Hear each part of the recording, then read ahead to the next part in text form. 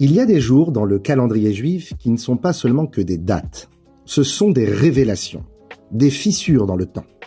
Des moments où le ciel s'en trouve et nous permet de comprendre quelque chose de fondamental sur la vie, sur l'histoire et sur nous-mêmes. Le 7 Adar est un de ces jours. Le 7 Adar, c'est le jour où Moshe Rabbeinu a quitté ce monde. Mais c'est aussi le jour où Moshe Rabbeinu est né. Et cette coïncidence apparente contient un secret vertigineux. Le Talmud de Babylone nous raconte que lorsque Haman a voulu détruire le peuple juif, il a tiré au sort pour choisir le mois le plus propice. Le sort tombe sur le mois de Hadar. Et Haman se réjouit, il jubile. Pourquoi ? Parce qu'il savait que Moshe Rabbeinu était mort en Hadar. Et il se dit, le mois où leur guide est mort est un mois faible.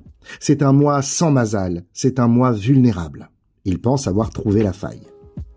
Mais le Talmud ajoute une phrase renversante. Haman ne savait pas que Moshe Rabbeinu était né aussi le 7 Adar. Et cette ignorance a signé sa défaite. Le Khatam Sofer pose une question qui traverse les siècles. En quoi la naissance de Moshe Rabbeinu compense-t-elle sa disparition ? Une mort reste une mort, une perte reste une perte. Alors pourquoi la naissance, survenue 120 ans plus tôt, neutralise-t-elle la disparition de Moshe Rabbeinu ? Comme si que le jour de sa naissance, de par son amplitude, faisait en sorte que sa disparition n'existait plus. Rabbi Yonatan Eibeshitz, dans son œuvre Yaharot Dvash, propose une idée saisissante. La naissance d'un tzaddik n'est pas le début de sa vie. C'est l'apparition d'une énergie éternelle dans le monde, continuelle. Comme disent nos sages, Bechol Dara Vedara It Pashtuta de Moshe. Dans chaque génération, il y a une lumière constante de Moshe Rabbeinu, de corps en corps, de tzaddik en tzaddik, perpétuellement.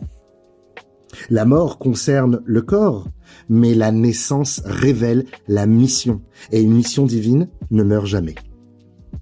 Nos sages nous disent tzadikim bemitatam kruim chaim. Les tzadikim sont appelés vivants même après leur mort. Plus encore, yatir mi bechayoi. Ils sont encore plus vivants que de leur vivant, car ils ne sont plus limités par les contingences du corps.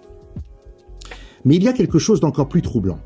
Dans la Torah, depuis la naissance de Moshe Rabbeinu, son prénom Moshe apparaît dans chaque paracha, sauf une seule, Tetzavé. La seule paracha où son prénom n'est pas mentionné, pas une seule fois. Alors il existe deux explications. La première, c'est que dans la paracha prochaine, après Tetzavé, paracha de Kitissa, apparaît l'événement du veau d'or.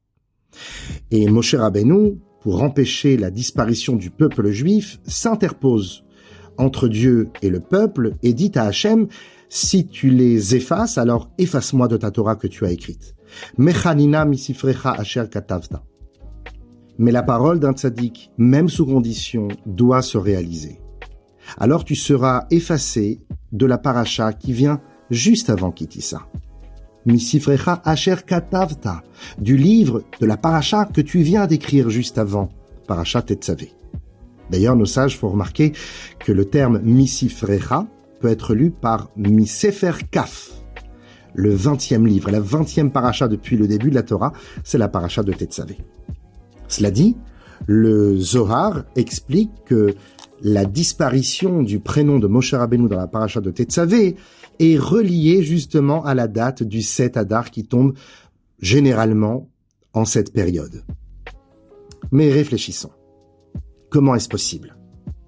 La paracha de Tetzavé est une paracha qui est tellement reliée à Moshe Rabbeinu.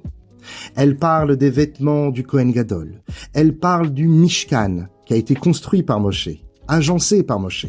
Elle parle de lumière, elle parle de l'huile pure, de la menorah qui a été fabriquée par Moshe Rabbeinu. Comment est-ce possible que Moshe en est absent ? Ou peut-être, justement, est-il plus présent que jamais ? Car parfois, la présence la plus forte est celle qu'on ne nomme pas. Parfois, quand un tzaddik disparaît extérieurement, son essence devient intérieure. Il cesse d'être un prénom, il devient une lumière éternelle.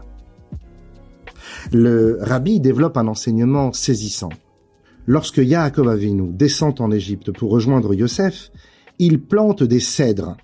Pourquoi planter des arbres en entrant en exil ? Parce qu'un jour, ces arbres serviront à construire le Mishkan dans le désert. C'est-à-dire qu'avant l'esclavage, la délivrance est déjà plantée. Avant l'obscurité, la lumière est préparée. Avant la chute, la reconstruction est déjà enracinée. Haman a vu la mort, il n'a pas vu les racines. Le Maor Vachemech enseigne que dans chaque génération, il y a une étincelle de Moshe. Le tzaddik central porte cette âme. Moshe ne meurt jamais, il se diffuse, il se transmet, il se réincarne spirituellement. C'est ce que dit le verset « Vetzadik katamar yifrar ke'erez balvanon yisge ». Le tzaddik fleurit comme le palmier et il grandit comme le cèdre du Liban. Tiens, le cèdre, encore lui. Profondément enraciné, solide. Voici une petite histoire du Rav Azriel Chaikin, qui fut Rav à Copenhague, au Danemark, qui raconte que dans un petit village isolé vivait une famille juive, seule, aimée par leurs voisins, respectée, mais seule. Le prêtre du village venait souvent leur parler, avec douceur, avec bienveillance, en leur disant « Vous êtes déjà comme nous, pourquoi ne pas franchir le pas? Convertissez-vous ». La solitude pèse, la pression est constante et la femme commence à douter. Le mari faiblit intérieurement. Et soudain, le Rav arrive dans le village. Il le regarde, comme un miracle, en lui disant « Rav, vous êtes un ange envoyé du ciel ». Et il comprend immédiatement que s'il n'était pas venu, ils auraient peut-être cédé. Alors il reste en contact, il les renforce, il les encourage, et finalement il déménage vers une communauté juive. Ils reviennent pleinement à la Torah. Qu'est-ce que cela nous enseigne? Que parfois la naissance d'une lumière dans un endroit précis sauve une âme entière. Combien de fois avons-nous cru que tout était terminé? Une perte, une séparation, une maladie, un échec, Chas v'Shalom. Nous avons pensé « game over », c'est fini. Mais le 7 Adar nous crie autre chose. La naissance et la disparition peuvent coexister. Dans le même jour, dans le même instant, dans la même situation. Tu crois vivre une fin, mais Hachem voit une naissance. Moshe n'est pas né pour 120 ans, il est né pour l'éternité. Et toi aussi, ton âme n'est pas née pour survivre, elle est née pour éclairer. Car Haman voit seulement la surface, le juif voit la profondeur. Haman voit la mort, le juif voit la racine. Haman voit l'histoire linéaire, le juif voit l'éternité.